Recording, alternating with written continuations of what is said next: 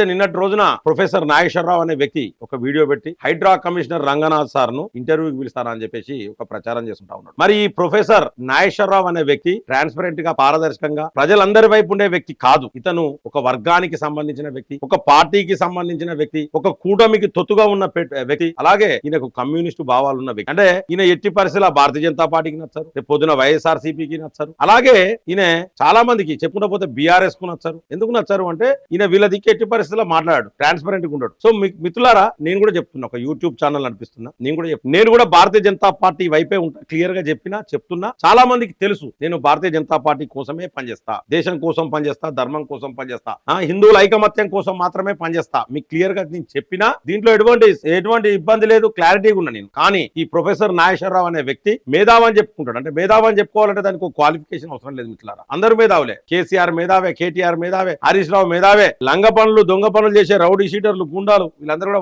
వాళ్ళే మేధావులు అని చెప్పుకుంటా ఉన్నారు. సో అదే కోవల యొక్క ప్రొఫెసర్ నాగేశ్వరరావు అనే వ్యక్తి మేధావి అని చెప్పుకుంటాడు. దానికి పెద్ద డిజిగ్నేషన్ అవసరం లేదు. కానీ రంగనాథ్ సారు నిజంగా చెప్పాలంటే ఏంటంటే ఆయన ఒక ఐపీఎస్ ఒక ఎస్పీగా పనిచేసిండు, మా దగ్గర పోలీస్ కమిషనర్ గా పనిచేసిండు, చాలా ట్రాన్స్పరెంట్ గా పనిచేసిండ్రు. అలాగే ఇప్పుడు హైడ్రా కమిషనర్ గా కూడా చాలా ట్రాన్స్పరెంట్ గా పనిచేస్తా ఉన్నారు. మరి అటువంటి వ్యక్తి ఒక వర్గానికి తొత్తుగా మారిన వ్యక్తికి ఇంటర్వ్యూ ఇవ్వడం అంటే ఆ యొక్క ఛానల్ ను ప్రచారం చేసినట్టయితే దయచేసి రంగనాథ్ సార్ కు 2 చేతుల జోడించి నేను రిక్వెస్ట్ చేస్తా ఉన్నా. రంగనాథ్ సార్ కు ఇప్పటికే మీరు ఇంటర్వ్యూకి వస్తాడని చెప్పేసి ఒక వీడియో పెట్టి హైలైట్ చేసుకున్నాడు. వాని ఛానల్ ని హైలైట్ చేసుకొని రేపు పొద్దున వాడు ఒక వర్గానికే పరిమితం అవుతాడు. దాని వల్ల ఏంటంటే మీకు ఇబ్బంది అయ్యే అవకాశాలు ఉంటాయి. రంగనాథ్ సార్ మీలాంటి వాళ్ళు వాడిని పోషించినట్టు అవుతుంది ఈ ప్రొఫెసర్ నాగేశ్వరరావు సంతోని. ఎందుకంటే ప్రతి ఒక్కరు తెలుసు, నాకు చాలా మంది వాట్సాప్లలో మెసేజ్లు పెట్టారు, చాలా మంది అడుగుతా ఉన్నారు, మరి ఈ ప్రొఫెసర్ నాగేశ్వరరావు అనే వ్యక్తి మరి రంగనాథ్ సార్ ఇంటర్వ్యూ చేయడం ఏంటిది? దీన్ని ప్రతి ఒక్కరు గమనించాల్సిన విషయం.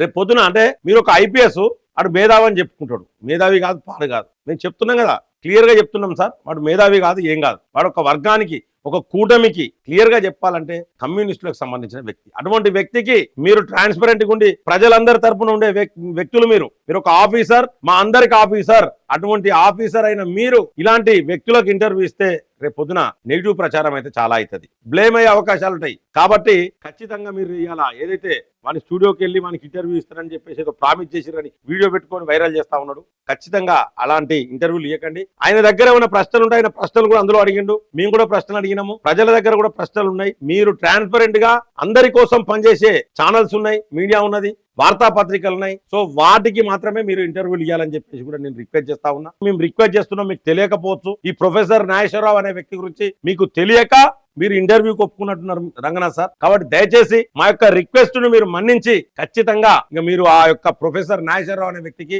ఇంటర్వ్యూ ఇవ్వద్దని చెప్పేసి నేను కోరుకుంటున్నా.